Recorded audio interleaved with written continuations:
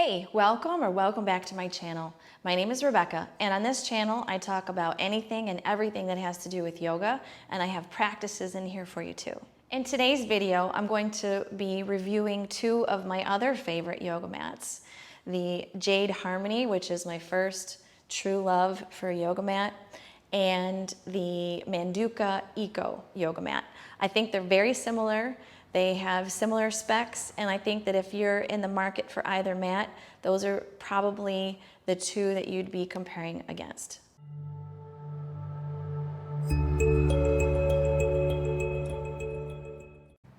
All right, so in the left hand, I have the Manduka, and in the other hand, I have the Jade Harmony.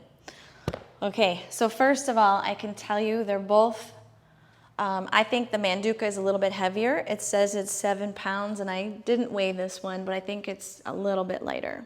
And they're both the same width, and they both come in 2 different lengths.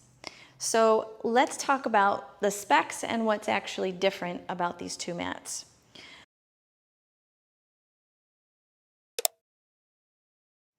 So I'm going to say first and foremost, the most important part in the yoga mat and choosing a yoga mat is determining what you actually need for your practice. So if you're doing a practice, like for me, for example, sweaty vinyasa is what I've done for most of my yoga career, whatever. And so when I first started out practicing yoga, my hands and my feet were slippery.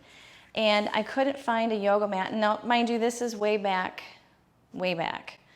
Probably, you know what, let's not talk about how old I am, because this is about mats today. Okay, so the Jade Harmony is great if you have a sweaty practice and your hands and feet slip a lot. I'm gonna hold it up close here. You can see the edge of it here. But for the most part, this is an open cell natural rubber yoga mat. The pros to this are it's very grippy, it's fairly lightweight, you can carry it around in long distances. If your studio's a long ways away, you can sling it over your shoulder and truck it there, no big deal. And I love that about Jade. The biggest downside about this is they're so hard to clean.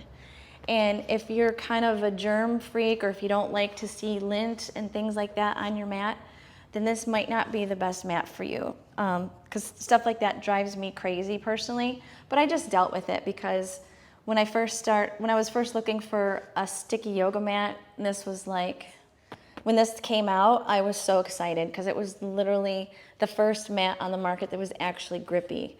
Manduka never really did that for me. I always thought they were slippery. But this one, very grippy. So if that's where you're at and you really need your hands and feet to stick to the mat, I think this is your best bet.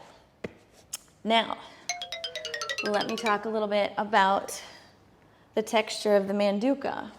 This is the Eco or the Echo, I'm not really sure how to pronounce that. But this one is closed cell, and the surface of it, I don't know how well you can see that, is textured. So it's got kind of like this, I don't know if it's like tree bark or animal print or whatever, but it's like that print that's in it is raised. So it creates a little bit more traction for the user. Now you'll see on the other side of the mat, it looks a lot like that Jade Harmony mat. That goes on the bottom, which brings me, so let me back up here. So this rubber, this is also a natural rubber yoga mat. This is very grippy. If you're a little bit sweaty in your hands and feet, then this will work for you. It'll be fantastic, and it's very easy to clean. If you get the mat and you decided it's not as grippy as you want it to be, you can flip it over and use the other side. So there's that. Now, let me kind of go back to one more thing that I don't like about the Jade yoga mat is it's very flimsy, which is good and it's bad. So it's lightweight and whatnot, but when you use it for a while and if you're in like Warrior One pose and the surface that you're practicing on, like say your studio just cleaned the floors or whatever, whatever floor cleaner was used on the floor will start to sort of wear away at the stickiness of the surface of the bottom of your mat. And so I've actually been on a jade mat and had it like, it stretches, like with my front, you know, like if I'm on a warrior pose and the floor, like the cleaning agent has gotten into my mat and kind of broken it down a little bit, then the mat starts to slide on the floor, even though it's sticking to your feet. I don't know if that makes sense, but if you're following that, it's not fun for your yoga practice. So that's the other downside. So both mats are about 5 millimeters thick. And typically people start getting into buying a higher quality yoga mat because your knees and you know, maybe your backbones or whatever hurt when you're on the mat. So both mats will be enough cushion for you because of the density of the mat. You don't have to get a super thick mat to have more cushion. And I can tell you this because I'm very bony and I used to have that problem when I was using the plastic PVC mats. They just don't have that much cushion and it doesn't take long for, for the mat to flatten out on those high pressure points. But when you have a natural rubber mat, you don't really have that issue. One of the cool things about the Jade Harmony mat is that it comes in different widths. You can buy it in the 24-inch width or the 28-inch width. It's called the Jade Harmony XL.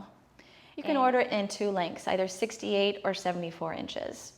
So other great things about the Jade Harmony mat are that it is made in the US. It's made from sustainably harvested rubber trees, and they plant 1 tree for every mat sold, and they've planted over 1 million trees so far. The other nice thing about Jade is that they have certain colors that if you buy a specific color, they will donate $5 to a specific charity. And kind of to recap on the Manduka, they are also a sustainable yoga mat. So the Manduka Pro, right? That's the one, it's thicker, it's heavier, it's made of PVC, but it has a lifetime guarantee, so you're never gonna throw it away. You're gonna have that forever. The one I'm reviewing today, the Manduka Eko, is made from natural rubber and it's harvested sustainably as well. And the other thing that I like about Manduka is that it's reinforced with a layer of polyester and cotton blend so that the mat doesn't stretch like the Jade does. So let me recap. Both mats are fantastic. They're both 5 millimeters thick, which should be enough even for your bony knees. They both come in different lengths. They're both eco-friendly and sustainably harvested. I would say that if buying an eco-friendly mat and donating to charities is more important to you, then go with the Jade. But if you really want something that is grippy and is durable and is gonna last a very long time, then I would go with the Manduka. Both are at similar price points, and really the choice is up to you. Anyway, that's it. That's all I've got to say on both of these 2 fantastic yoga mats. You really can't go wrong with either one. I think it'll be a little bit easier for you to make a decision. So that's it. I hope you enjoyed the video. Please hit the like button below if you found this information useful, and subscribe to my channel so you don't miss the next one. All right, take care, and I'll see you on the mat.